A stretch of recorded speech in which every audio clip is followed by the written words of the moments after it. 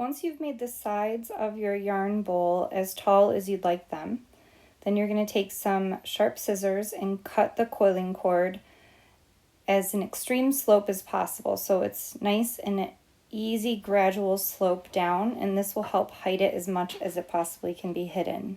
So you can see I'm really working to make it as sloped as possible.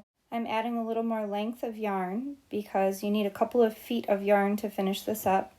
And I'm just going to wrap it like normal. So I'm going to keep all those loose tails kind of pinched in and wrap around them until I get to the part of the coiling cord where it starts to slope down. So right now I'm just wrapping on top of the coiling cord that is solid.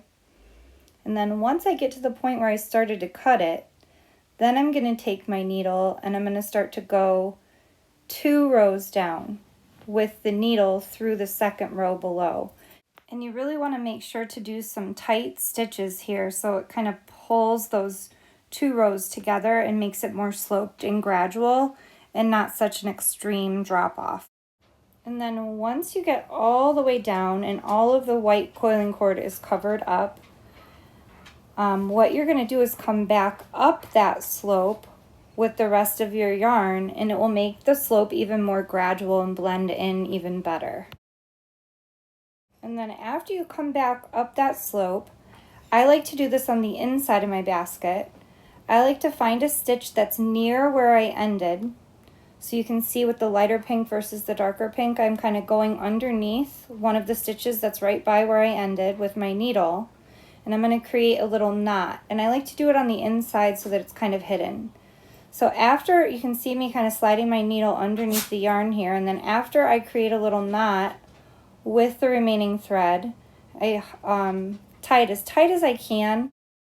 And with this bowl, I actually ended up doing 2 knots kind of in that same place because I felt like it needed a little bit more strength there.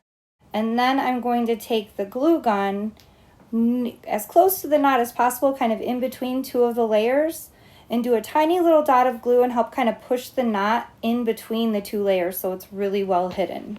You're going to want to do this with like a dull pencil or something else so that you don't burn your fingers on that dot of hot glue. And just help to kind of push it in between your 2 coils and then squeeze those 2 coils together until it sets. After that hot glue has a chance to set, that's when you'll cut the excess yarn off very carefully as close to the knot as possible and then return your needle to the container.